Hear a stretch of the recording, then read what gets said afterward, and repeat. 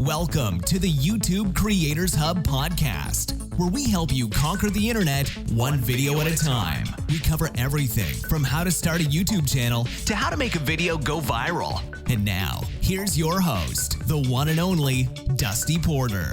Hello, everyone, and welcome to episode 339 of the YouTube Creators Hub podcast. Dusty here, the host of the show, where each and every Friday at 6 a.m. Eastern Standard Time, I publish a new episode where I interview a wonderful YouTube creator, content creator, and I talk with them about what makes them tick, the strategies they use to grow on YouTube, and just a behind-the-scenes look of what it takes to succeed on the platform. So if you are a content creator, YouTuber, TikTok creator, live streamer, this is the show for you. I love kind of picking out the bits and pieces of different creators of kind of what have made them succeed, what have made them successful on the platform. So this is definitely the show for you. Huge thank you to TubeBuddy, the sponsor and primary sponsor of the show, now going on almost 10 years. That is unheard of in the podcasting space. If you don't know who or what TubeBuddy is, please use our link. It'll help us out. It'll help you out. And you get a free 30-day trial, a free month of using TubeBuddy. I'm working on a video right now for my YouTube channel showing people how to bulk edit and how to edit all of their YouTube descriptions at once.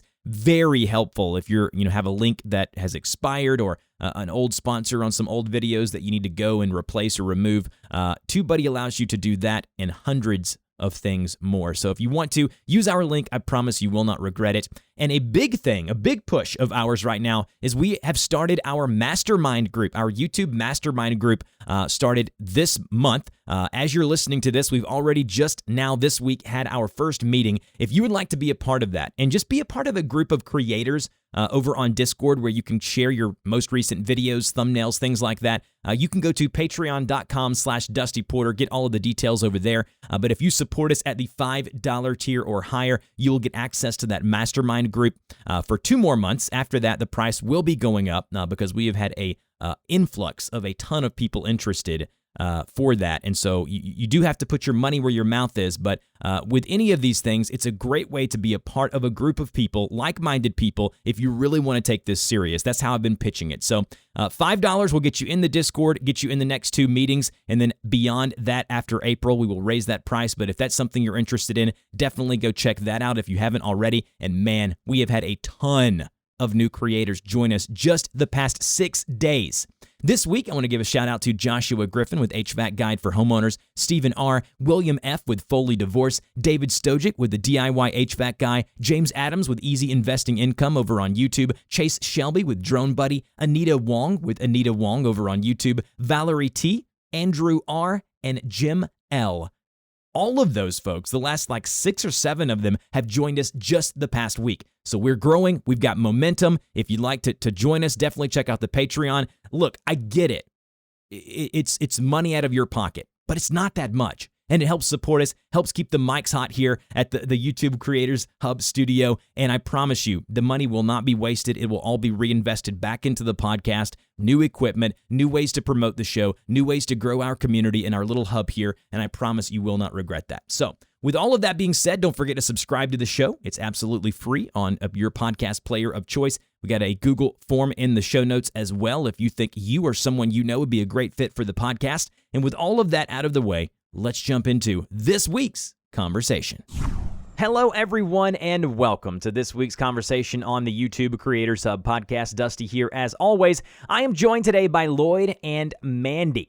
They are an Aussie and Canadian husband and wife that quit their jobs, sold everything, and went all in on traveling the world and working online, also known as digital nomads. They started YouTube as a kind of hobby and a way of getting clients for their other freelance work. However, they quickly realized the potential for it to become their full-time business, it's what it is now. So, Lloyd, Mandy, we've got a lot to unpack. How are you guys doing today? We're doing great, Dusty. How are you? Doing wonderful. I've got so many questions that I want to ask you guys, but before we do, I'm going to kind of take a step back, and I want to ask you guys, if you could, and Mandy, we'll start with you, ladies first, give me the origin story of the Lloyd and Mandy YouTube channel. You decided you wanted to be digital nomads, you kind of tinkered around with it, and now you guys are 64,000 subscribers strong with over 7, almost 8 million video views. How did it start? It actually started with me. I started our YouTube channel on my own. I was kind of just fiddling around. I always loved making videos, but never really, I was always a bit too shy to do it like too publicly, I guess. And Lloyd really didn't like being on camera at all. So we kind of avoided it altogether. But then when we decided to move to Bali, we wanted to document that and saw it sort of as a great way to, like you said, direct clients to our existing online courses and businesses already. So that's sort of how we got it started when we just moved to Bali. And Lloyd, when did you know, like, was there a moment in time? Was there a video that hit hard? Was there something, a comment? When did you know, hey, you know, this YouTube thing could be more than just a little hobby that we do? I want to say when we started it, I didn't have very high expectations at all. In fact, I was a bit wary that Mandy was going to spend too much time on the YouTube channel and that would take away from our other businesses, which were supporting us at the time. But I agreed to be a part of it, even though I wasn't a very big part of it. I wasn't editing or anything. But to be completely honest, just when we started seeing people subscribing and comments, and they were strangers, not people we knew or anything like that, it didn't take long for me to think, wow, this is amazing. Like, we've just put something out into the YouTube world and people are actually like enjoying it and saying that it was really helpful. Most of our content at the beginning was documenting how to travel post-COVID. It was November 2021. So a lot of our content was based around, you know, how to get into Indonesia, because we went to Bali and the processes for all of that. And yeah, it really didn't take long for me to see the potential. Like, I think we got to 1,000 subscribers in like a few weeks. It was a month and a half for us to get monetized. So once that happened, it was kind of like, whoa, Yeah, we're already making an income off this. Yeah, it really honestly didn't take too long. It took me a couple of weeks to warm up to it. But once I saw that, wow, this actually like is resonating with people, it didn't take me too long to take it seriously. You know, Lloyd, it's interesting, and I'm the same way. It's funny how the women in our lives, we may not want to give them credit, but they have some really good ideas if we'll just take our boneheaded attitudes out of the way. Because I'm like you, sometimes my wife says something, I'm like, oh, I don't know, and then I do it or we do it, and it's like a great idea. So it's fun, Yeah. it's funny to hear that behind every good man is a great woman. So I love that. Great. I love that. So Mandy, give us the premise of the channel. Like, what are you guys putting out there? What are the types of content that folks would expect if they were to subscribe to the Lloyd and Mandy YouTube channel?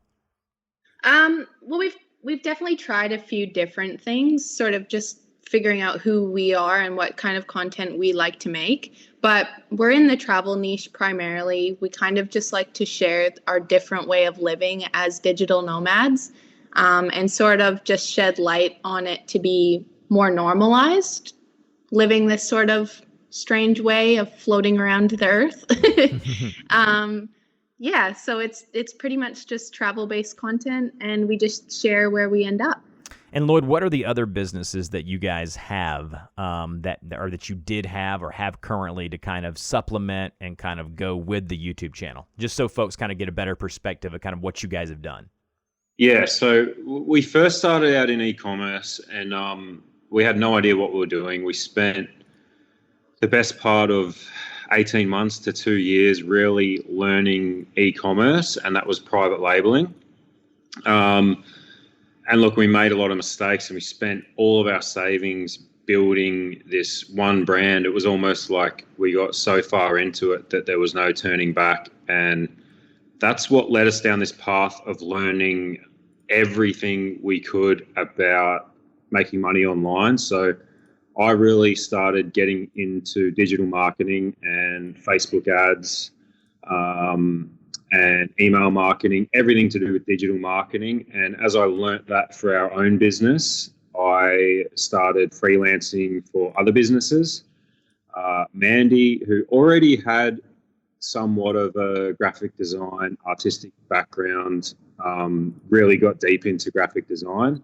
So that was her primary source of income. She created digital products on Etsy, which are still a huge part of our income at the moment.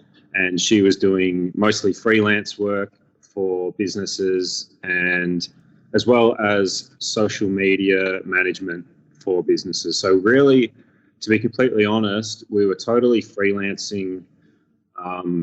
We had no set income. This is when we left Australia. It was really just like, let's just go to Bali where it's cheap and we can focus on doing all of these different things and get better at them, hopefully.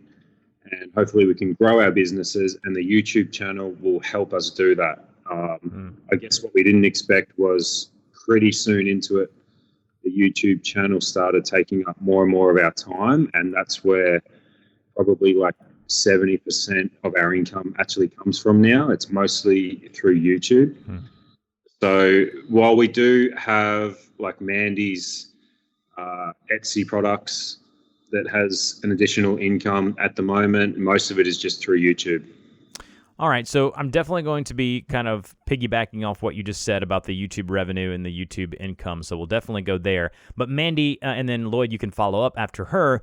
What has been the biggest way YouTube has supplemented or helped your business? Like, what were the immediate things that you guys saw once you were on YouTube? What did you guys realize early on that, hey, this YouTube thing, it's going to really impact our business and our way of life? Yeah. Well, one of the biggest things we sort of learned in our time of working in e-commerce was building an audience and how valuable having an audience was. So I think taking a step back and focusing on that with YouTube was really big. And when we hit 1,500 subscribers, we started already getting sponsorship opportunities, which was really surprising to us. We weren't really expecting that at all. I guess the doors that it opened, the opportunities, and surprising enough, getting people recognizing us when we only had I think 3,000 subscribers. We're very small. That was really surprising as well. And Lloyd, what do you think? And for me, because I had studied digital marketing for the previous year and a half, it was really amazing to me how much of a powerful marketing tool YouTube is. And the best part about it is it's completely free. So when we made content and we were also marketing, we had built a e-commerce course, because that's what we'd been doing for the last 3 years, was building e-commerce businesses. And we made a course for people to go ahead and get into building e-commerce businesses themselves. We realized, wow, YouTube is such a good way to market anything like that course. We just had to keep creating content, build trust with our viewers, and we'd leave a link down below and maybe make a quick mention of the course in the video without being spammy or anything like that. And we ended up getting a lot of students and a lot of income and revenue just from the free marketing tool that is YouTube. If you would, whichever one of you want to answer this question, I'll let you kind of take it as I ask it. Can you break down just percentage-wise the income sources from YouTube? So say ad revenue is 50%, sponsorships, and kind of walk us through that. Yeah, look, ad revenue is about 60%. So ad revenue, I'd say 50%, sponsorships 40%, and then affiliate marketing probably 10%. Okay. Yeah, everything else would probably be the other 10. Yeah. Okay, and as far as the ad revenue goes, what are you guys kind of pulling in monthly views wise? Just so we can kind of walk the audience through kind of, every niche is different. And, yep. I do educational content, somewhere in the middle. People who do financial content are at the top. So explain to us kind of what you're looking at monthly wise, as far as kind of what you guys are averaging views wise right now currently. So for views or for revenue? For views, and then we'll go to revenue. Okay, so it's been really interesting for us. We I mean, obviously started off like everybody else, very gradual. And the first 3 or 4 months, we weren't really making much money at all, or getting too many views. And then we hit a point in May when we went to Thailand, I believe, was our first trip from Bali. And I'll just bring up the views. And when you guys are doing this, is it just vlog style? You're kind of capturing your experience to all of these new locations, and you're kind of dialoguing the experience of a digital nomad and what it's like working remotely and being able to work from anywhere? Yeah, that's right. It is vlog style. We just try to offer as much value in it as well. So be entertaining, but also provide how much things cost is always a good one. People always are really curious about that, especially in these more affordable countries.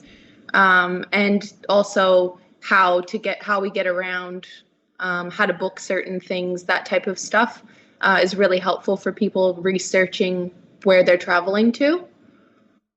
Interesting. All right, what did you find, Lloyd?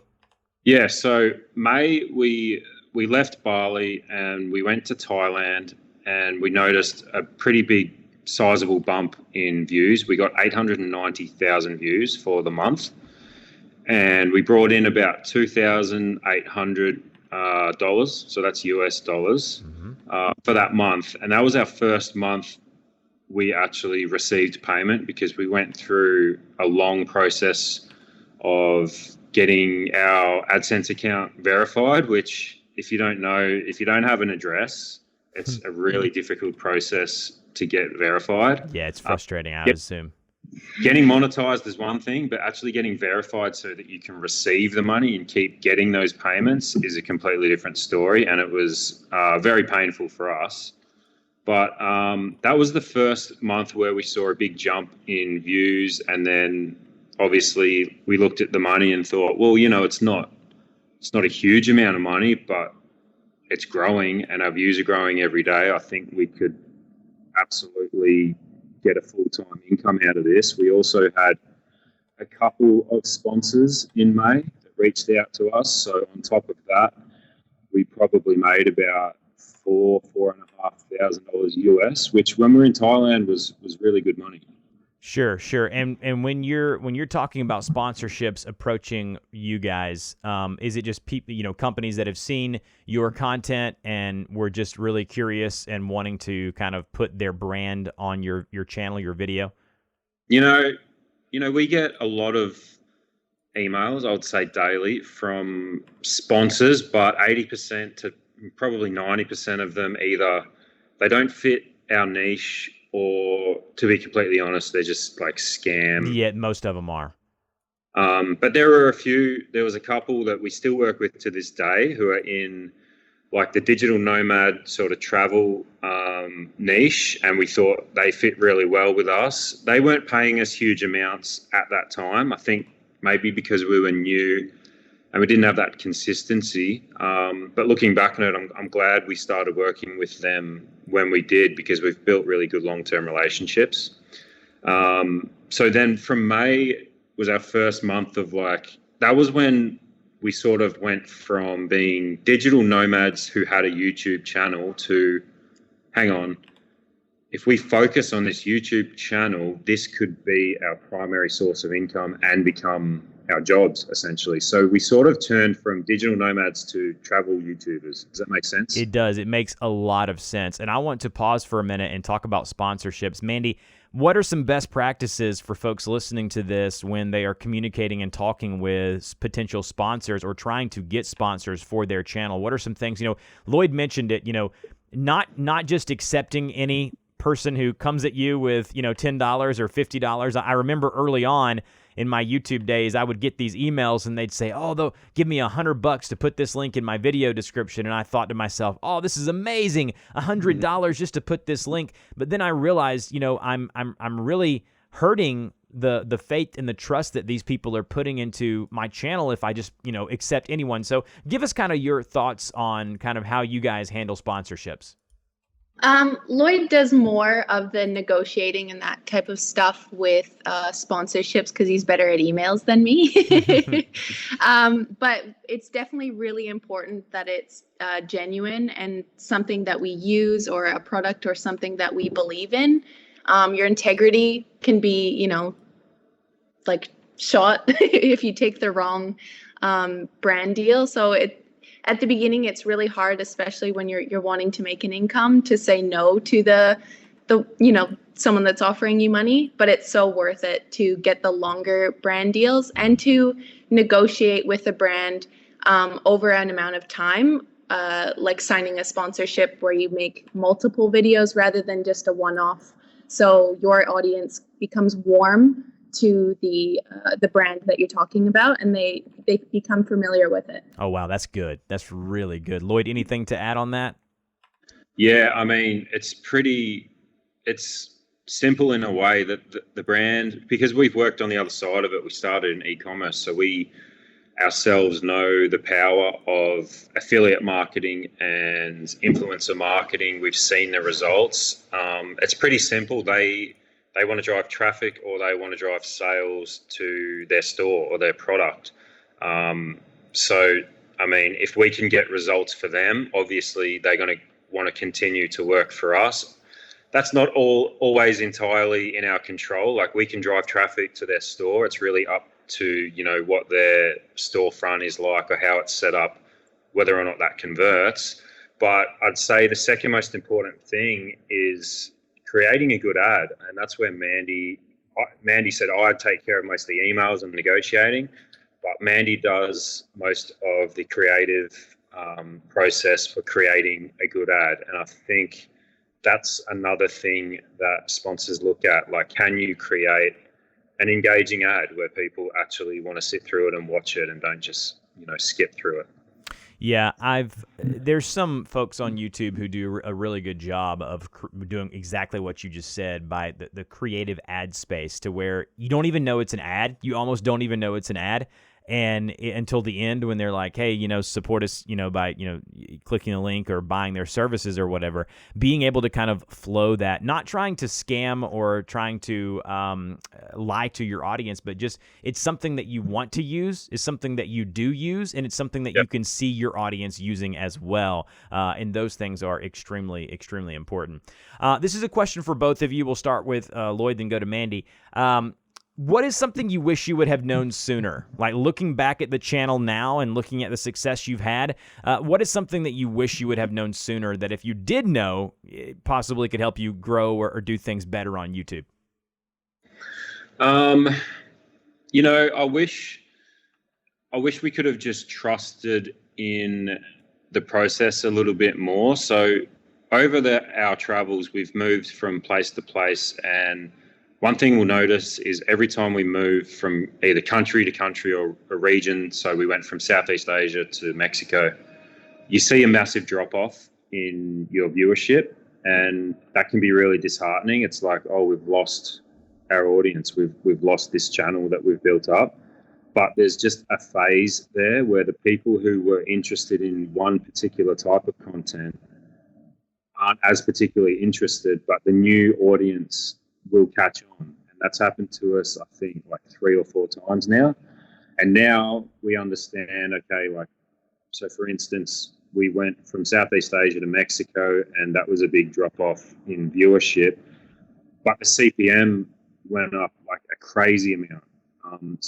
And we got more sponsorship opportunities, because obviously the businesses who are sponsoring, they can see who your audience is and that they're worth more to them. So it ended up being a really good business move for us, even though it was very scary for us to make that move, because we knew we were going to lose some viewers. And we're doing the same thing in the next few months. We're leaving Mexico to go through the United States, and we know there's going to be a lot of people who probably only watched our channel because they wanted to see Mexico content, and some of them are going to drop off. But now we know that it's just a shortened period of time, and it'll bounce back.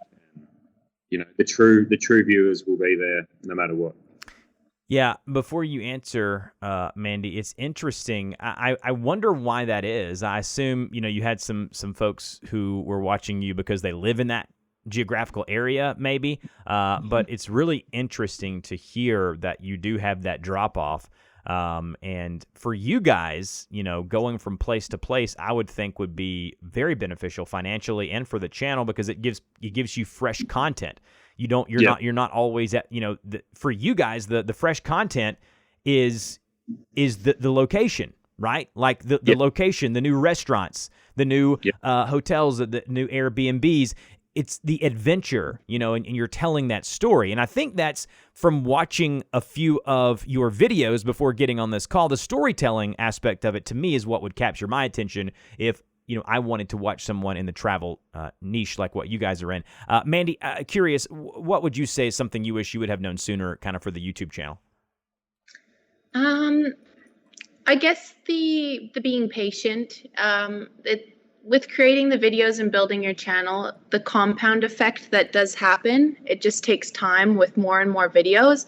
I would tell myself that we did the right thing at the beginning when we decided we're going to go all in on doing this YouTube thing. We were releasing a video that was over at least 10 minutes every other day for, I think, 3 months. Mm-hmm. We did that, and it was really difficult, and we definitely got burnt out. But our channel reflected it, and I think that's why we had such rapid growth, because we did nothing but live and breathe YouTube. So I would definitely tell myself that that was the right thing to do. So I want to go back to the storytelling, and whichever one of you wants to answer this can answer. How important is it in your space in showing people these new, sometimes exotic locations to have a story behind it, to be able to tell a story of a location or a story of what's going on in your lives? Yeah, look, we learned this from other YouTubers that we look up to, and I think the biggest thing to realize is, like, when somebody finds your channel for the first time, mm-hmm. they're going to be thinking, like, who is this person? Why are they in Mexico? And what makes them an expert on talking about whatever it is they're talking about? So just giving a brief, like we usually do, I think like a 30-second to a minute intro on who we are, where we've been, and like what we're doing. It sort of cuts all that out. And he started our story in Australia and then went to Bali, and we've been keeping our audience up to date on like what our plans are, where we're going. I think that maybe keeps people interested to see where we're going to end up. I mean, we talked about having our dog back at home when we left Australia, and we brought him up a few times, and now we documented bringing him over to Mexico with us, and he's joining us on our travels now. And we've had a lot of positive feedback from people saying they love seeing our dog, and like it just is all sort of one big story. I think that people really love to see the continuation of. And I think if you open every video and just treat it as a separate video without continuing on the story, I think it's hard to really connect with your audience like that. Yeah. We also added a playlist on our channel called Watch from the Beginning, which we learned from other YouTubers as well. So you can watch sort of the progress and the full story from the beginning, as if it's like different seasons or like a reality TV show. That's sort of where my mind was, because I used to watch a lot of reality TV as a kid. So I think our content is sort of related to that a little bit. Really interesting. So you kind of treat it like seasons, as you said, and they can see your journey in Bali, and then they can see your journey in Asia, and then in Mexico, and then in the United States. And so you guys are you're using that as just a way to kind of segment that out. I love that. That's a really good idea. Yeah. And going back to what you were asking about before about the audience drop off, and in Southeast Asia, one key thing to think about if anyone is starting a travel channel in Southeast Asia, a lot of the viewers are locals, so they really enjoy seeing their country from a foreigner's perspective. which is why when you go from for instance, from Indonesia to Thailand, a lot of the Indonesians, they don't really care to watch you in Thailand. Like some of them do, like maybe 20% will stick around. So we noticed when we got there, our viewership dropped, but then after about a week or two, it just skyrocketed, and we had all these Thai people watching our stuff. And then we went to Vietnam. First couple of videos, same thing happened, and every time we got a little bit down, but then we realized, okay, it's just going to take a little minute for the local people to jump on and start watching our stuff again. But since being in Mexico, it's made quite a big of a shift in our audience, in that it's mostly now US-based audience, with a lot of UK, Australia, and Canada, rather than local Mexican people watching our channel. So that gives us confidence that now we've built an audience that we hope will follow us through wherever we go from now on, hopefully. I love that. That's really interesting to hear you talk about why you think that is, and it shows that you guys have done the research to know why, and you kind of see exactly why the changes in your analytics, and that's the power of analytics. A question that I have, and I always ask this, I have very few couple interviews where I interview the creator, and it's a couple like you guys. You guys are obviously together, and so with that being the case, I want to ask you, Mandy, I'll start with you. What are the pros and cons of working on a YouTube channel with your partner? Definitely the pros. Lloyd and I are a great team. We've worked on everything together pretty much since we've been together. We've just teamed up on everything, and our dreams are always pretty much aligned, which is really handy. Lloyd is awesome at being organized. He's sort of we're like yin and yang, I guess. Right. He is good at everything that I'm not, and vice versa. But we're really good at teaching each other. Like I taught Lloyd how to edit. He's helping me get better at the more analytical side of it. I guess the con would be we don't see many other people. We are together 24/7, which is beautiful, and I'm so grateful for it. But sometimes, if you're with anybody too much, obviously, yes. It can be too much. No, I could absolutely see that. If my wife and I had to work together, I don't know what would happen. I love her so much, and she like you said is the yin to my yang in a lot of ways. She is organized where I am not. I'm creative where she not so much. She is very much punctual. I am not. Knowing your strengths and weaknesses, it's very much kind of like hiring someone to work with you, right? Like you have to know what they're good at and what they're not so good at. And so to hear you say that and to hear you guys talk about that, you're just being honest. And Lloyd, do you want to kind of chime in on this one? Yeah, like the pros, like Mandy said, the strengths and weaknesses. There's no way either of us would have been able to do this on our own because of our weaknesses. But on top of that, I think just having somebody like in those really doubtful moments when you're like, what are we doing? Is this like even working? Should we be doing this a different way? You've got somebody to bounce ideas off and just give you that like bit of a pick-me-up when you're doubting yourself a little bit. I'd say that's probably the biggest pro. But one of the biggest cons, I think, is that we definitely find it hard to switch off talking about work. So like we'll take a day off on a Sunday or whatever and go out for lunch or dinner, and we end up talking about our channel half the time. And it's like just being able to switch off from work mode when your partner is your work partner. Does that make sense? It does. It does make sense. I have that problem as an entrepreneur, as a creator, just with my wife tells me that all the time. She's like, you just need to turn it off. You need to shut down the business owner, the YouTube creator mode, and you need to get into husband mode or dad mode or whatever the situation may be, because it's very difficult because you are consumed with it.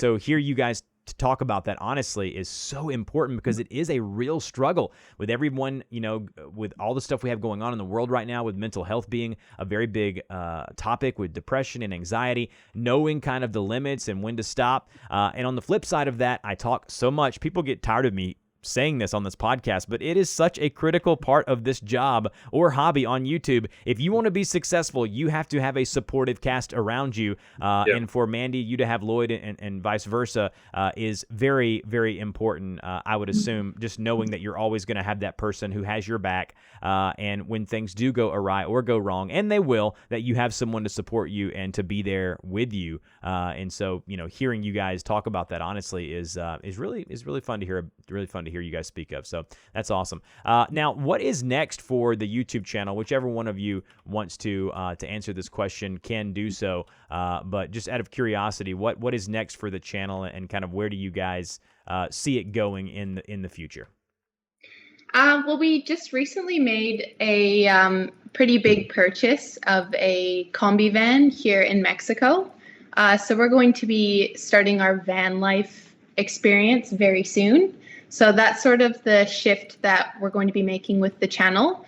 That will be coming soon. At the moment, we're really just seeing as much of Mexico and providing as much helpful information to people that want to come to Mexico while we're here before we hit the road, which is something we've actually had on our bucket list, I think, since we met. So we're really, really excited for it. I love that. Lloyd, anything for you? Anything that you're looking forward to with the channel and what you guys have going on?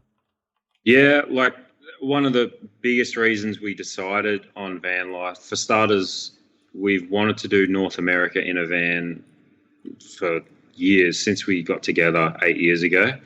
So to tick that off the list is going to be amazing. But another reason we're doing that is so that we can bring our dog Bear along with us while we're traveling. So obviously at the beginning we were doing a lot of flying around and traveling solo, and now we get to do it with our dog, and also get to see like this massive continent that we're on right now. And I think there's just an endless amount of adventures that we're going to be doing, and for now I can't really see us running out of places that we want to go or content ideas, but we're still having fun doing it. So out of curiosity, what locations do you have planned for the States? Well, I mean, pretty much everywhere, but I'll mention a few of our main ones. I mean, the Moab in Utah is a huge one. Yellowstone in Montana, or all of Montana, really. Places like Austin, Texas, Nashville, Savannah, Georgia, the Carolina coast. We recently just did a trip to New York City, and we absolutely loved it. I don't know how we'd go living in a combi van in New York City, but no, I don't know if you would be able to do that. I've been a couple of times. I don't think that would happen. But hey, New York is awesome. I'm a Southerner. I live in Georgia, right outside of Atlanta. So you say Savannah. You guys are traveling Atlanta. Definitely hook up with me, and we'll see if we can get together. That'd be fun. Yeah, for sure. And one of the cool things about our channel that we found is we get a lot of DMs from like really friendly people, and because we've started to build up a really strong US audience, so many people have said like, hey, when you guys get in the van, come to this place and we'll show you around. So I think we're going to have like pretty much tour guides everywhere we go, which is going to be awesome. That is awesome. Guys, you can find them over on YouTube. It's at Lloyd, Lloyd, and Mandy. They have a wonderful YouTube channel over there documenting everything that we've talked about thus far. You guys have been wonderful guests. Are there anything else where you might want to push my audience to go check out? Yeah, so recently, actually just in the last 2 weeks, we put together a comprehensive course on basically how to start a YouTube business, is what we've called it, because it's more than just creating a YouTube channel. It's how to create a YouTube business that you can obviously generate a lot of income off. It includes things like AdSense revenue and sponsorships. It also includes creative things like editing and equipment and filming. And we put together everything we've learned, including the mistakes over the last 12 or so months, and we put it together into a course. So if anybody is interested in learning how to create a YouTube business and creating a full-time income from that, you can check out our course. It's at www.thinkific.com/Lloyd and Mandy, I believe. Well, just LloydandMandy.com. I will put all of the links in the show notes for that, for those who are interested in that. Lloyd, Mandy, you guys are awesome. Really appreciate you joining me today, and we'll talk to you next time. Thank you so much, Dusty. You've been listening to the YouTube Creators Podcast. We want to thank you and invite you to subscribe to the show, as well as support us on Patreon for great perks, such as having your YouTube channel featured on the show and a link on our website. Until next time, keep uploading those videos.